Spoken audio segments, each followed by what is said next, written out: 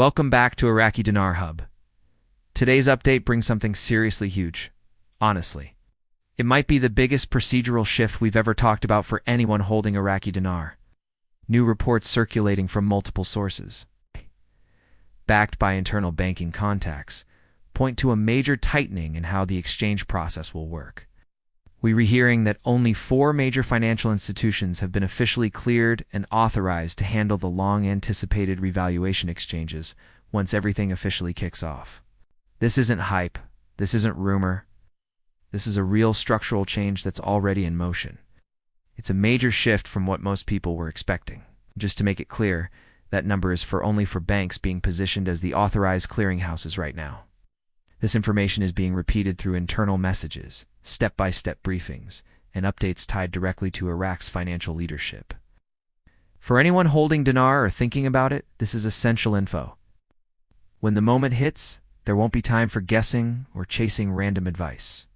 You'll want a solid plan: where to go, what documents you need, how to walk through the process safely, legally, and without confusion. That's why this report matters more than almost anything we've covered. According to the details coming from banking insiders across big financial centers in the U.S.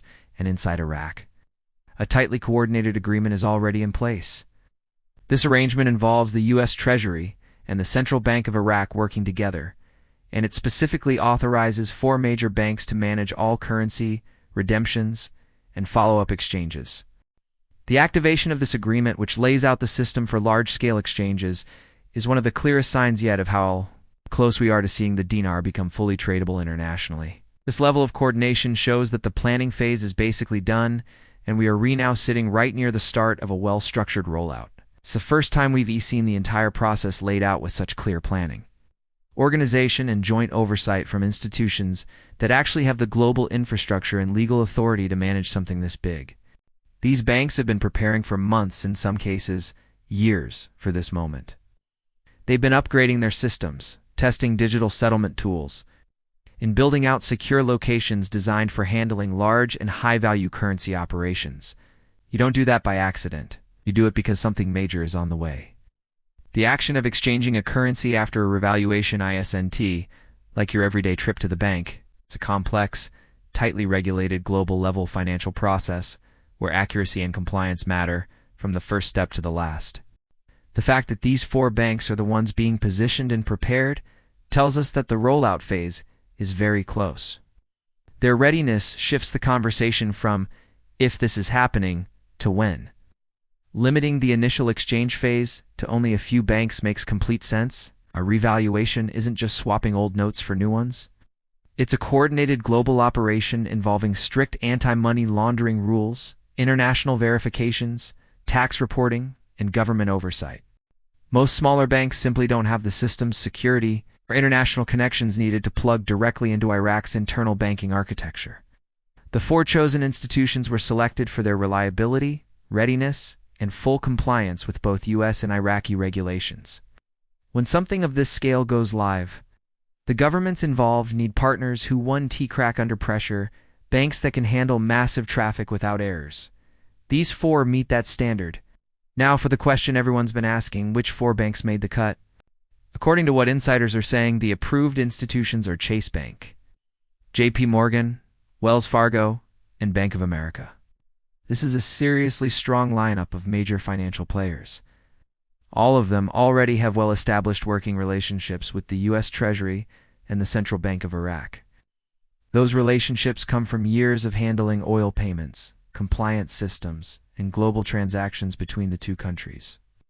The reports go on to explain that Chase Bank has been involved in Iraq's financial modernization projects for a long time. Wells Fargo has apparently been upgrading their internal systems to handle new digital currency verification tools. Bank of America's massive compliance network makes them perfect for managing large cross-border transactions. And J.P. Morgan already plays a key role in settlement systems tied to Iraq's oil revenue, which makes it a natural center point for something like this. Together, these 4 form the backbone of the structured dinar exchange network. What really sets these banks apart is their tight digital integration with the systems used by the U.S. Treasury and the Central Bank of Iraq. This means that as soon as the international dinar rate goes live, These banks will be the first to get the updated rate and exchange data. Their systems are designed to update almost instantly, showing the real exchange rate and official redemption options. Smaller banks, however, will need more time to connect, verify, and catch up. That's why insiders keep saying the Big Four will handle the first wave of exchanges. The Central Bank of Iraq has made it very clear that exchanges must go through licensed and fully traceable institutions. No side deals, no private brokers, no shortcuts. Just the approved banks. The publication of this list gives holders a clear and safe pathway. These institutions operate under the strictest compliance rules, ensuring every exchange is legal, transparent, and logged into the U.S. Treasury and CBI systems. Once everything officially starts, the exchange process is expected to follow a simple 5-step digital workflow. Step 1. Book an appointment, likely through a secure banking portal or customer service system. Step 2. Bring your ID passport, driver's license, national ID, along with your physical dinar notes. Step 3. The bank verifies your notes using a digital authentication system connected directly to Iraq's currency database. Step 4. Once your notes are verified, the banker shows you the live exchange rate, and you choose whether to exchange some or all of your currency. Step 5. Your funds are deposited immediately into your bank account in either USD or the Revalued Dinar. You sign a confirmation, and the transaction is automatically recorded in both US and Iraqi databases. The entire system is digital, fast, and fully traceable. This setup avoids paperwork headaches, middlemen, long waits, or doubts about whether the exchange is legitimate. Limiting the early exchanges to just these major banks is a smart move. Something of this size needs to start in a controlled, well-managed environment. Only after the initial wave is completed and everything is stable will smaller banks be brought into the process. So if your local bank isn't one of the Big Four, don't stress, they may be added later. This approach follows the typical strategy used during major currency transitions. Start small, monitor closely, expand gradually.